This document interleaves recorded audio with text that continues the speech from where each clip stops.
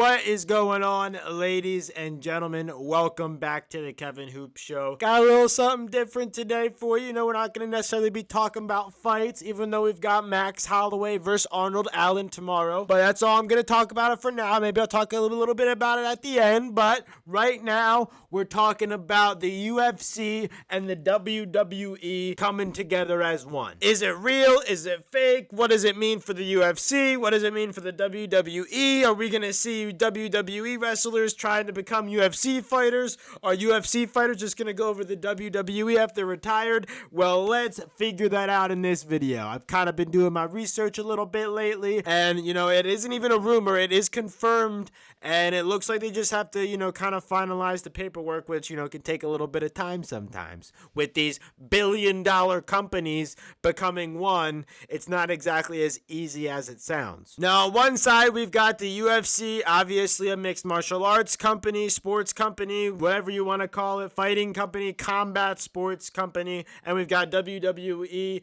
more of an entertainment wrestling sort of company.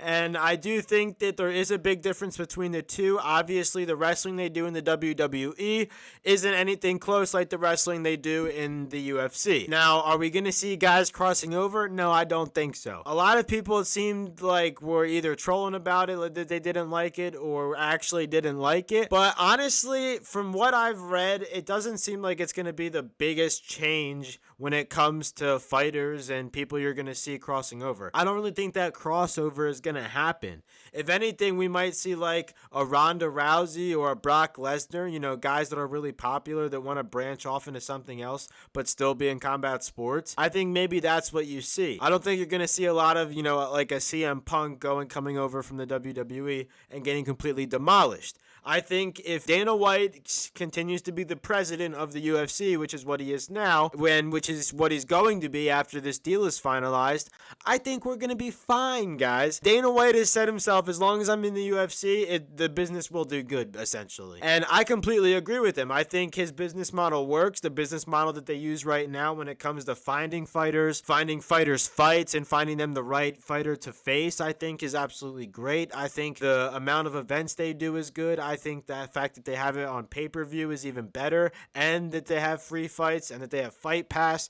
They've done a lot of different things, I think, to expand combat sports and, kind of even make the UFC a little special and kind of its own thing, including the actual live main events that they hold on. A lot of people that go to live UFC events, the live main events that they do, have said that, it's something that I've never experienced before. It's a completely different type of live event. And to me, it's like going basically back in the day to the Roman Coliseum and watching two guys fights. That's what I compare it to. That, at the time, during the Roman Empire, that was the height of live main events. And I think that that's what we have in the UFC, kind of, as a similarity. But either way, I think that what the UFC has created right now and the trajectory that they're on has been absolutely phenomenal. I think that they've been one of the fastest growing sports in general in the entire world. I think the amount of international kind of publicity that it can still get is still there. I think that they have only scratched the surface of that. And in my opinion, when these two companies come together, you have the UFC that's valued at $12 billion, and you have the WWE, which is valued at $9 billion. When you have two companies like that come together and create a $20+ billion company, I think you're only going to get and see a better product from both companies. It's not like they're merging into one and creating a WWE UFC event.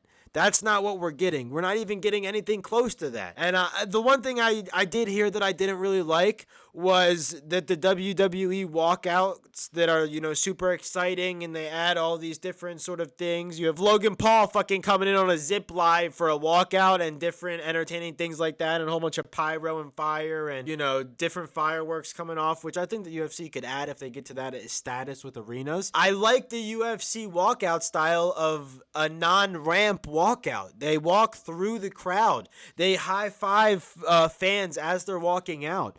and they come from different sides. I think that that aspect is special to the UFC. I think walking through the fans and the crowd is special for the UFC. I don't think that the ramp style fits the UFC.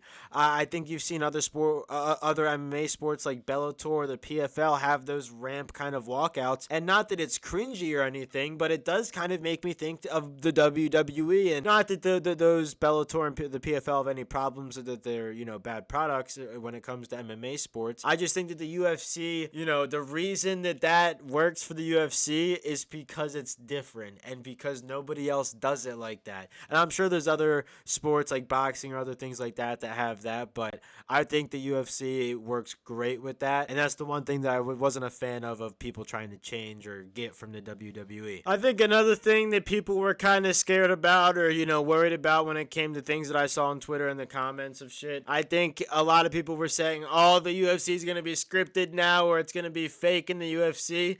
And guys, like I said earlier, if Dana White stays the president of the UFC, I highly doubt, if not guarantee you, Dana White will not let that happen. This dude has worked fucking blood, sweat, and tears for this company. I doubt he's just going to allow it to just fucking become something fake. And I think he understands the fans that, you know, watch the UFC. I think he understands his audience and knows what they like. And I think that he knows they like killers fighting killers. I don't think they like killers being fake and not really becoming killers, because that's not what the product you're going to get when you start putting fake guys in there or having scripted fucking fights. I highly doubt Dana White or anybody in the UFC would be a fan of that. Nor do I think it would work. I think if that were to happen, it would fail immediately. And the second that news got out that the fight was fake, or this fucking person faked that or threw that or whatever, I think it would immediately get shot down. Now, to kind of, you know, segue into this, I think that the crossover thing is a little interesting. That is where I think that people might have something to actually talk about. But I don't think that that Dana White is going to let some Joe Schmo who doesn't have any skill in MMA, not wrestling, I'm talking mixed martial arts. Dana White is a smart guy, and letting somebody into the UFC that hasn't really proven himself in MMA at all, or showed the skills that he would be or excel at mixed martial arts, I don't think he would let that into the UFC, no matter how much money he could make. I think that he understands his crowd and really knows what the UFC fans want in these big fights and big pay-per-view events that he has. Other things that I do think that could benefit from this are things like UFC Fight Pass, things like, you know, maybe the fights becoming cheaper or them being more accessible to people. I know a lot of people were having problems with ESPN Plus, but I do think that for them it is more money for them, so it is what it is. But maybe we see some more live events. Maybe the UFC has more money to create a better product when it comes to how many ads we see, how many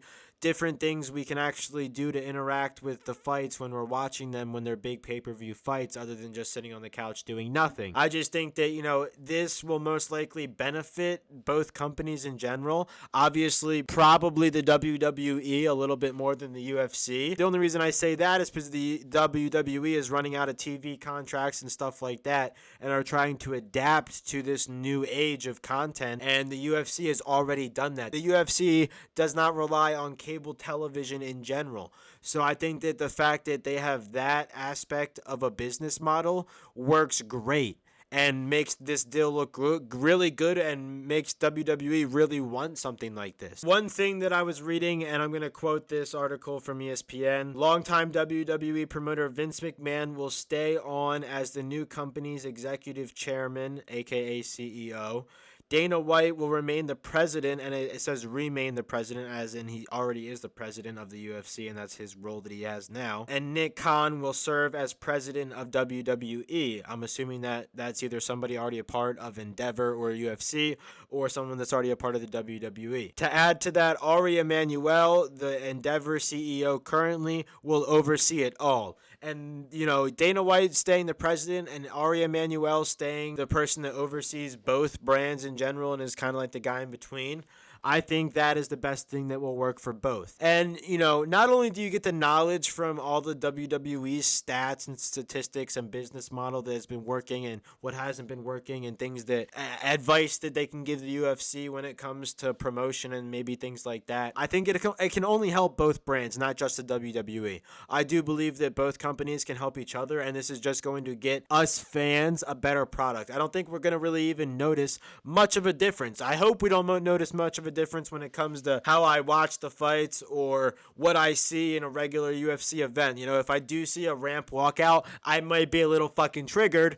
But I do think that the product of both fighters fighting in an octagon is going to be the same. I don't think that we're going to be seeing a boxing ring. I don't think we're going to be seeing any fugazi like that. I think we're going to be getting a regular UFC event that could be a little bit better with money and support that the WWE can bring as a whole of these two companies merging together. So whether you guys like it or not, it's going to happen. It's already in motion. So let me know in the comments what you guys think about this. I think it is a big factor of what we're going to see in the future for the UFC, and that's something that I'm definitely going to care about because that's what I'm basing this whole entire channel about right now. We do have some good Brazilian Jiu-Jitsu content or good grappling content that we get, but I just think the UFC is definitely a lot more frequent than grappling competitions, especially right now because we haven't had any major grappling competition happen that's really big or exciting happen in a while, basically back since February 25th when Felipe Pena faced Nicky Rod, but that's beside the point. Either way, these two companies are coming together as one, whether you like it or not, and I'm kind of on board for it. I think it can only help, but, whatever you guys think, let me know in the comments. And with that, if you guys enjoyed this video, hit the like button, hit that subscribe button if you're new, and have a great fucking day.